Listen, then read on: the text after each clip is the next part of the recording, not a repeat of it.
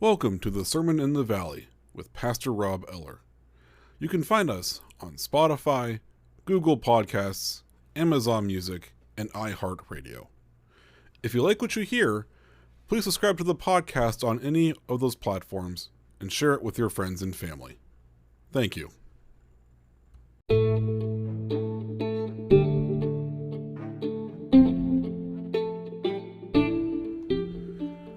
Welcome back to the Sermon in the Valley, everybody. Pastor Rob Eller here with your Monday sermon episode with my sermon from yesterday, Sunday, July 23rd, the 8th Sunday after Pentecost.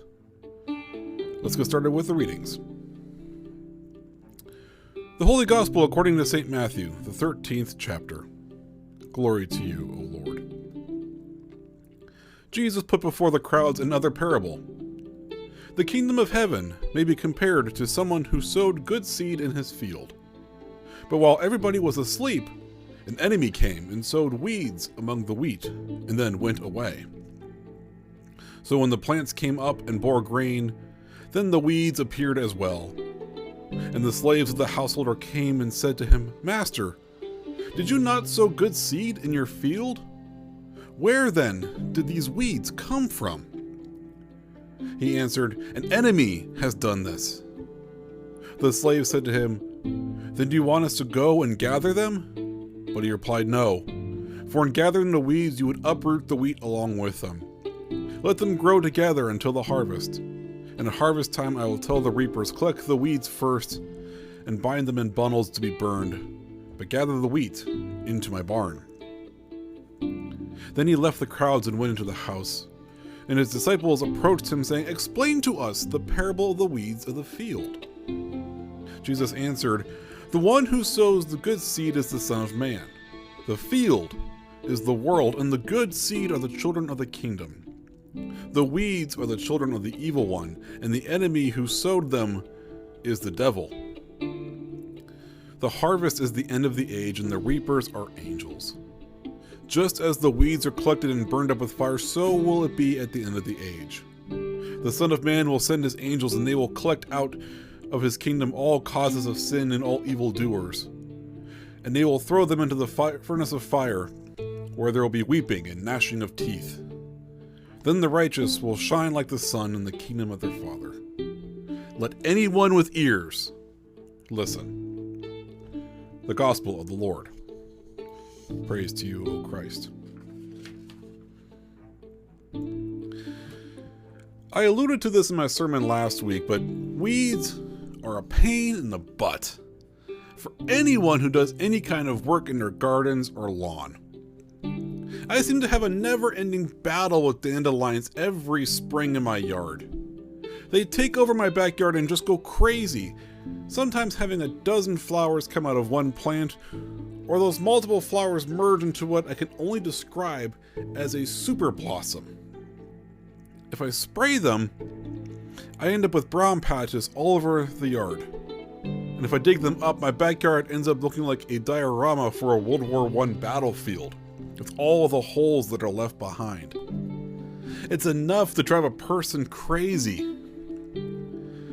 Now, I understand the benefits of those early season dandelions. They're the first flowers that pollinators like bees can access to help other plants grow and to make honey, but that doesn't negate the fact that they're still a pain in my butt. Fun fact about dandelions. They are an invasive species, brought over by German immigrants who had hoped to have a cheap and easy plant to harvest. Since the leaves are edible, the flowers can be used to make many things, such as wine, and the roots have medicinal qualities. What those Germans didn't take into account is how quickly they would spread beyond their gardens. Their easy harvest has since become the bane of many people, myself included. We continue this week with another one of Jesus' many parables. Like last week, it's another agricultural themed one. Jesus knew his audience and spoke to what their experiences were.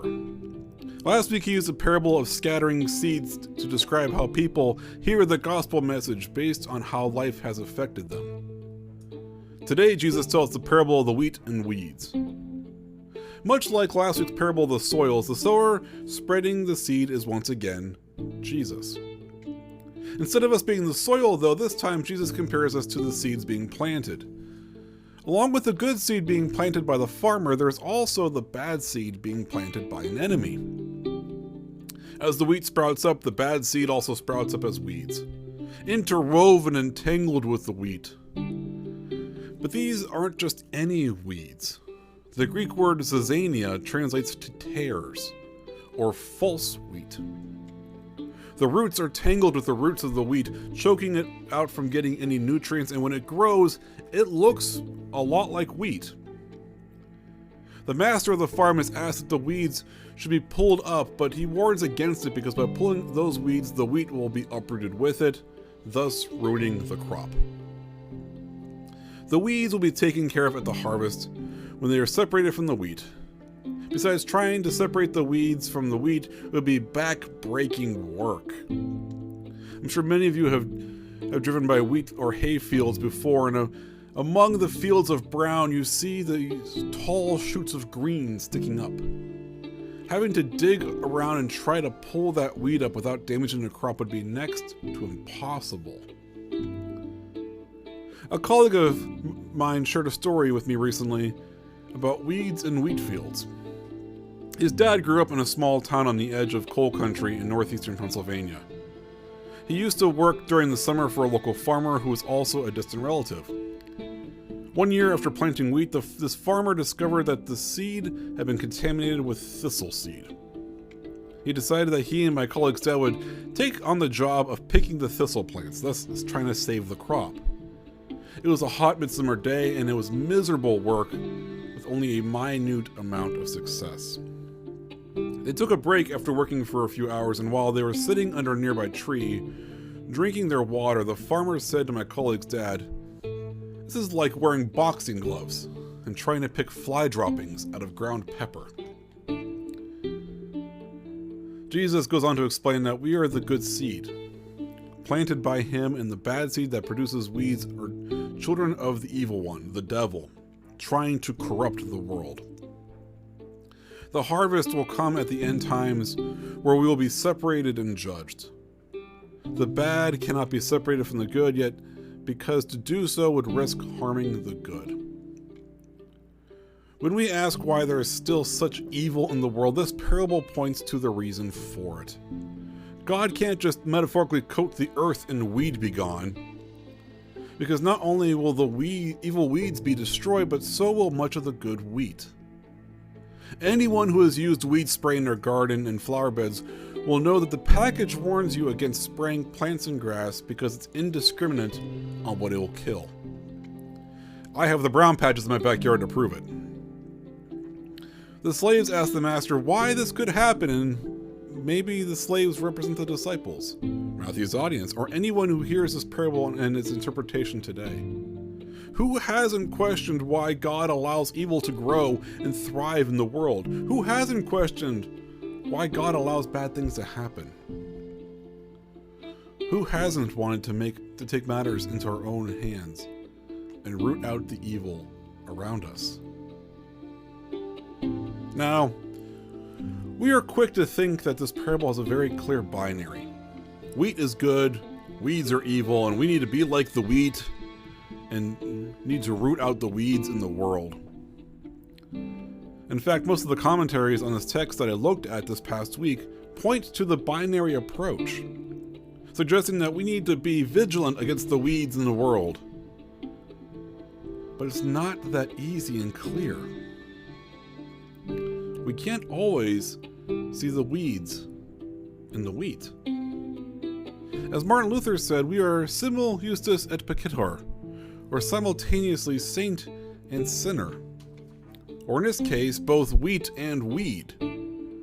We aren't one or the other, we're both. And to try to root out the weeds, the bad in the world, would risk too much.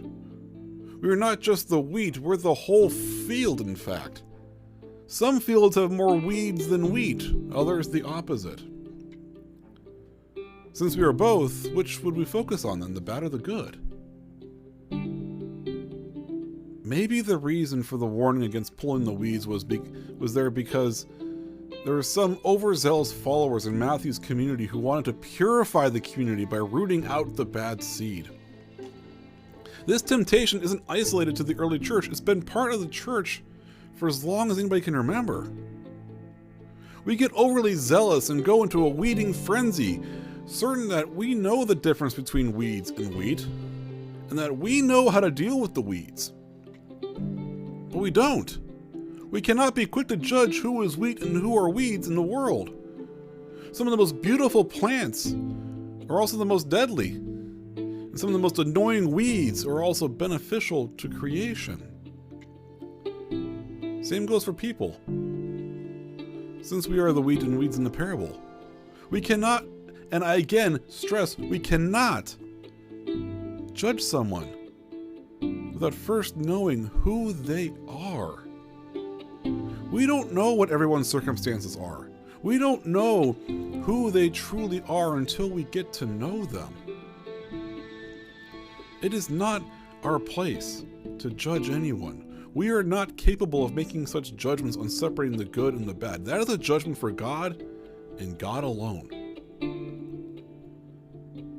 This parable is not so much one on the end times, where the good and bad are separated to be their respective fates. Instead, this is a parable about grace. The separation of the weeds and wheat is graciously postponed until the end of time. It didn't have to be, but God gave us all time to let the wheat thrive and overtake the weeds that are inside us, or for the weeds themselves to become wheat. Like I said in the beginning, not every plant we declare a weed is in fact harmful. Some are just misunderstood. When we find the good inside others, when we let that wheat thrive, the world inevitably will become a better place. When we extend that grace from God to others, think about everything we could do. Think about how the world would be such a better place. When we look for the best in others rather than focusing so much on the bad. In his explanation of the 8th commandment in the Small Catechism, Martin Luther wrote, "We should fear and love God, so that we do not tell lies about our neighbor, betray them, slander them, or hurt their reputation, but defend them, speak well of them, and explain everything in the kindest way." The weeds will always be there. They will always be trying to choke out the wheat. What really matters is what we do with the weeds. Do we try to yank them out, rescuing the wheat in the process? Or do we try to find ways for the weeds and wheat to live together and coexist, finding the best in the situation? Do we judge someone based solely on the negative aspects of their lives? Or do we extend them the same grace God extended to us? In the Lutheran Church, we believe in the 5 solae, the first one being sola gratia, or grace alone. It is through grace alone that we are saved, each one of us. To deny others grace is to deny the grace given to us. But by extending that grace, by seeing the good in others, we can spread the good news even further in the world. We can make the world a better place, one pesky dandelion at a time. And all of God's people said, Amen.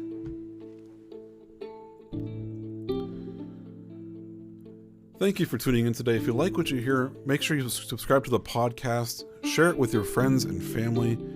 As you heard in our new intro, we have expanded. Our podcast is not just on Spotify now, we're also on Amazon Music, iHeartRadio, and Google Podcasts. And who knows, we might even expand further beyond that. But if you use any of those other services, check us out there as well. Or if you know your friends and family use those instead of Spotify, tell them, hey, check this podcast out now. It's on these other platforms.